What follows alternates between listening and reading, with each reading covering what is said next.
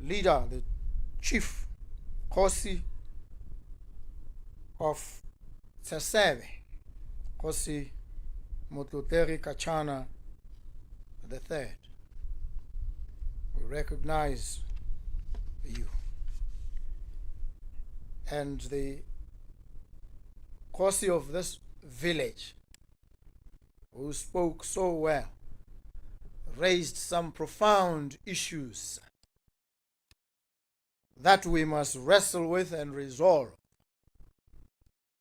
Because the people that he represents, the people that he leads, expect no less from him and from all of us. They want not just to hear that developments are happening in their village. They want to feel those developments and be active participants in and beneficiaries of those investments. And I was saying to the executive team of GCR, and I was saying this alive to the fact that many of the villagers are not here with us as we celebrate this epic development in their village. And I made a plea on their behalf and said to fully bring them into the celebration as we approach independence.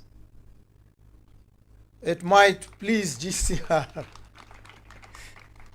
to donate a few cows and other goodies toward the celebration of independence on the 30th of September, so that they also feel they are a part of and they have enjoyed something directly. So thank you very much for raising these issues, Kosi, and also thanking GCR for the strides that they have begun to take, ensuring there's water in the school, in the village, and many other developments that they will actively participate in. Thank you very much.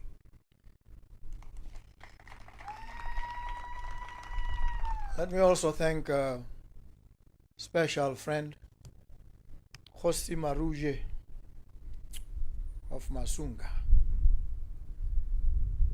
I spoke at his village sometime back in an election campaign.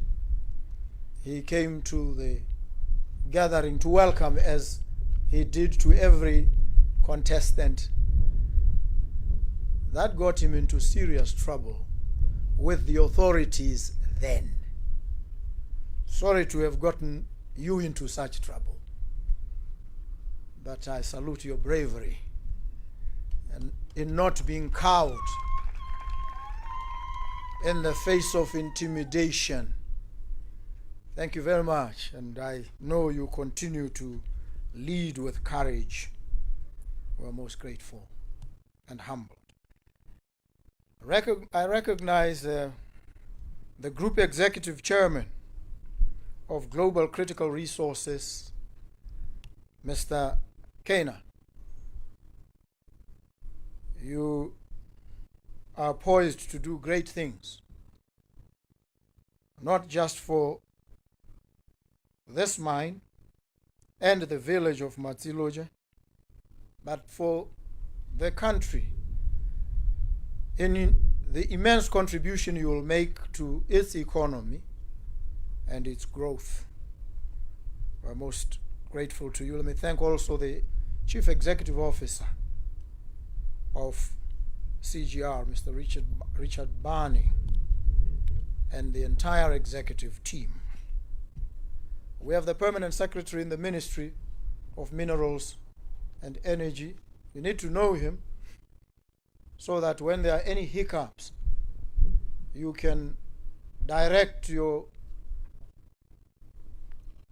cries and complaints, if any there be, to him and his staff. We appreciate his presence here. There's also the council chairperson of the Northeast District, Mr. Mbakanyi Smart. He heads the district council. Whatever you need that the council can provide, and it should provide, and it will provide, you reach out to him. The mayor of the city of Francistown is also here.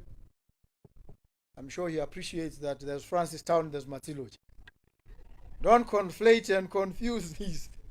Otherwise, the course will not be pleased. But you are the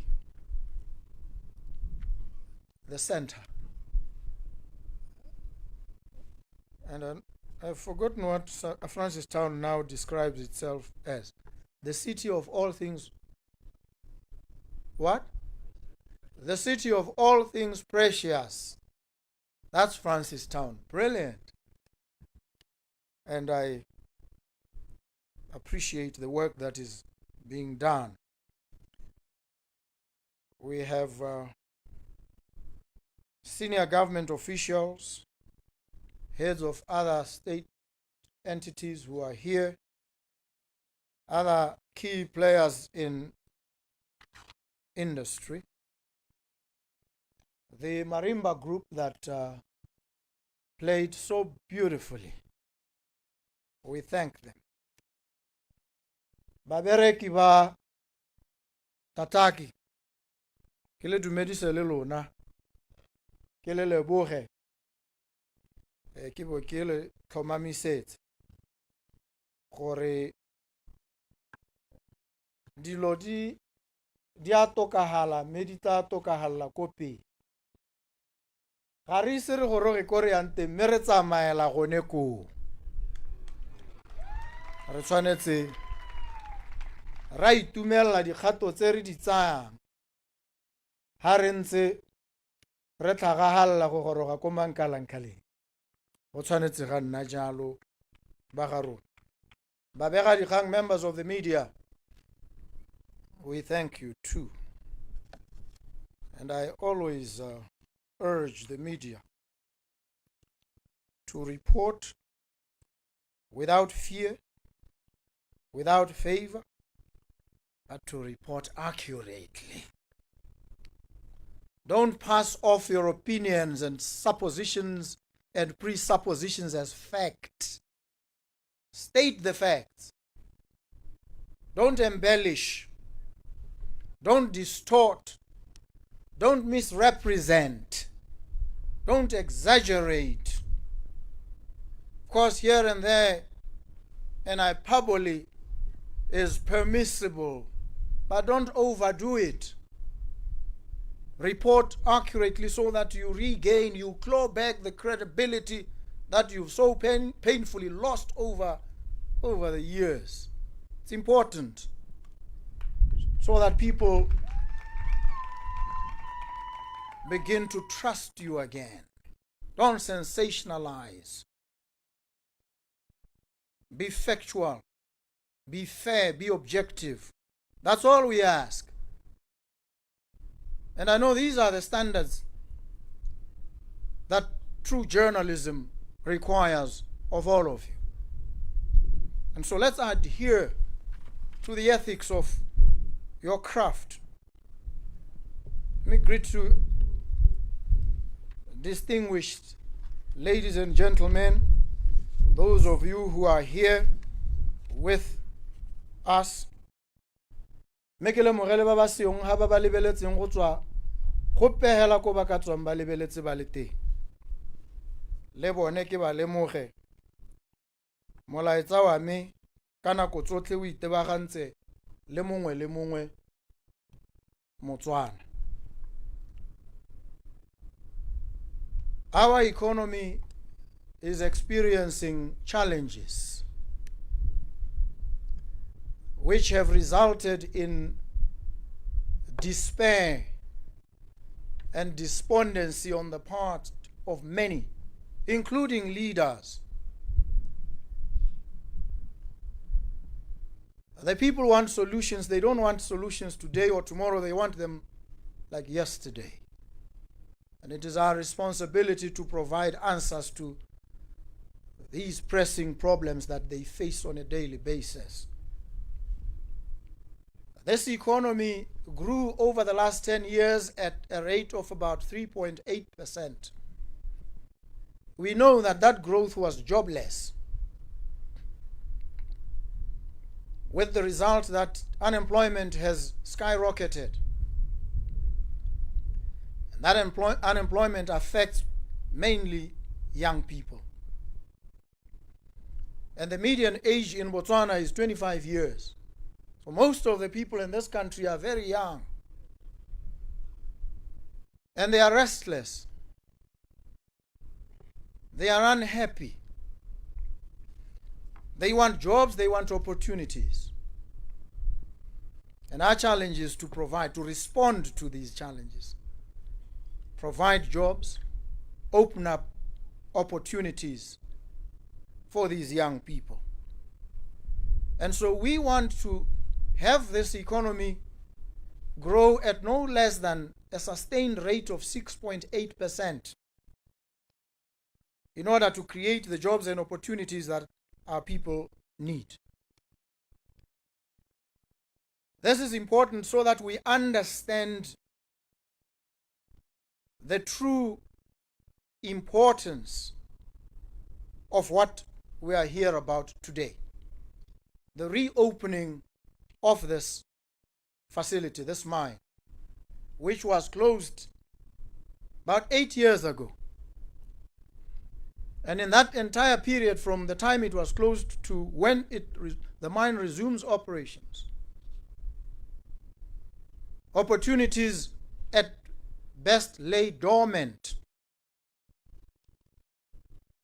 People's hopes and livelihoods were shattered. And we come before them, the same people, today, with solemn assurances coming from GCR, from the government, from all of us who are here, that we will strive to restore the hope that they have lost, generate the opportunities they so desperately need, and grow their economy at the rate that I've indicated to sustain their lives and livelihoods. These 8 years resulted from many factors, no less, and this is what is critical for government: delays, stagnation, lack of agility and responsiveness on the part of government. We must acknowledge these problems.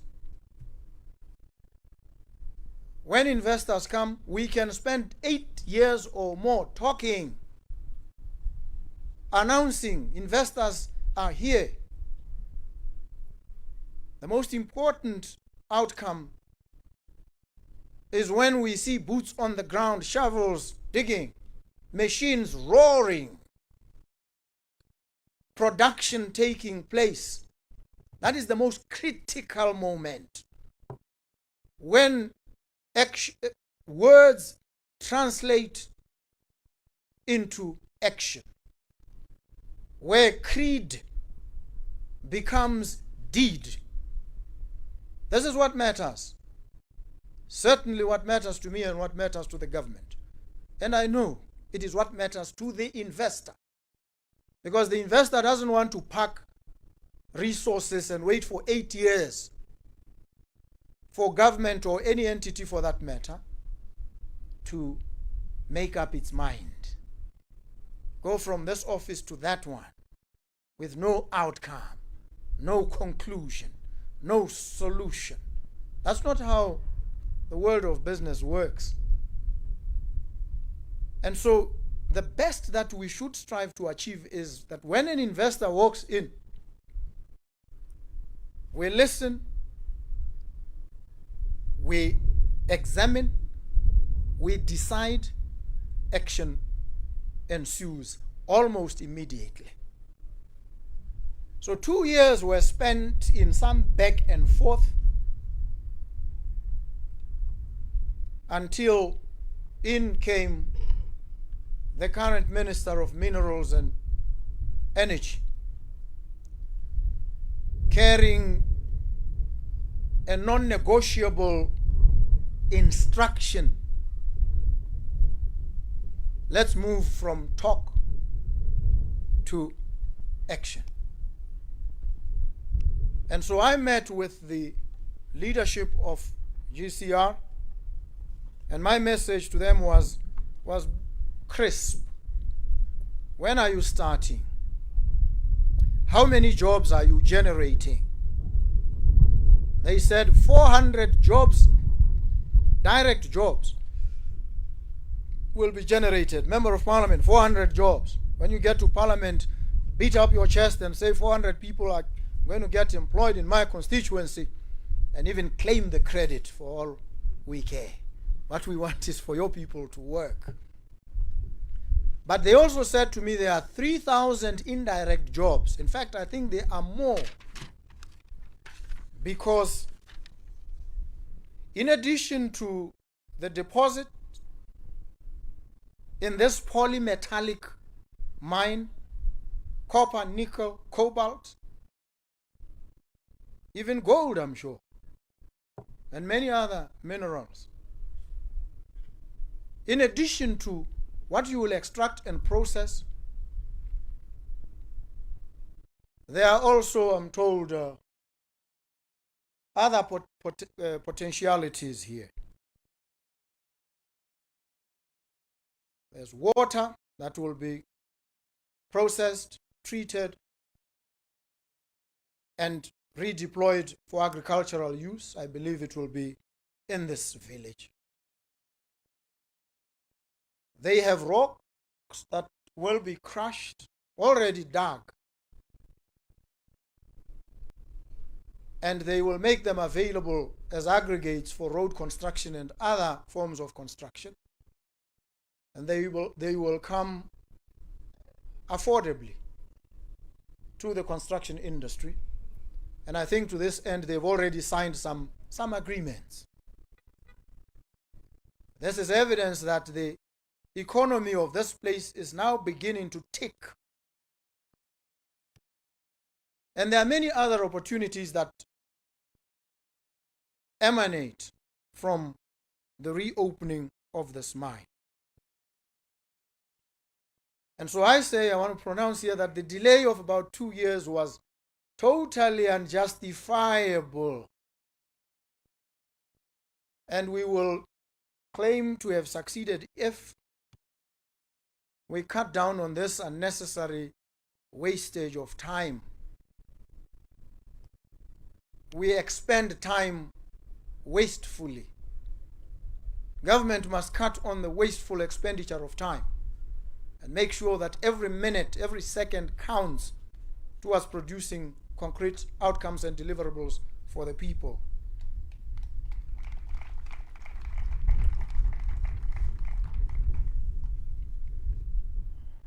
That calls for speed, calls for agility, not just in mining, but in other sectors as well. This project will deploy the latest technologies to augment human involvement and capability. These technologies will require skills which will be imparted to our people who will work here. So they'll acquire these cutting-edge skills.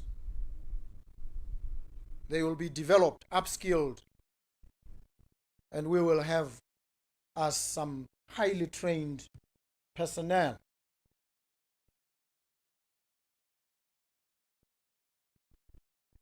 We want to see Matsiloja now boom. We want the development to be felt in households. And so I'm grateful that we are here today to reopen the mine, ensure that production resumes, that the economy of this area is revived, and our people now begin to experience real improvement in their lives and livelihoods. Bote baba ko magaeng maikaelelo ke gore re tswelele hela jaaka re simolotse kwano gote babeeletsi ba ba tlhoahetseng re bue re dira gore re rarabolle seemo sa letlhoko la ditiro. The last thing that I discussed with the executive team of GCR, and I close on it, this government has committed to a living wage of 4,000 pula, no less. And so when I met them and I asked how many jobs, and they told me and everything else, I made a request. I couched it as a request. It was a concealed demand. That we adhere to the living wage of 4,000. Happily, it was readily acceded to. They accepted immediately. Without any demurrer, they said, yes, that's exactly what we're going to do. And I'm happy that we will proceed from here at a baseline of 4,000 pula, our living wage. Thank you very, very much for accepting this request / demand. I'm happy. Me bote babereki ba gone ha ke tsa gore re simolla ka seelo sonese gore le ska lawela ko tlase ga 4,000 pula ba le lente le ba batlang mme re tsweletse ka go kgarameletsa gore seelo se e nne sone seelo go kgabaganya itsholelo ya lehatshe la rona. Let me thank all of you for being here with us today, for witnessing this great event. And I'm not here to officially open. I'm sure you've already opened. But to acknowledge the reopening of this facility and celebrate the enormous role it will play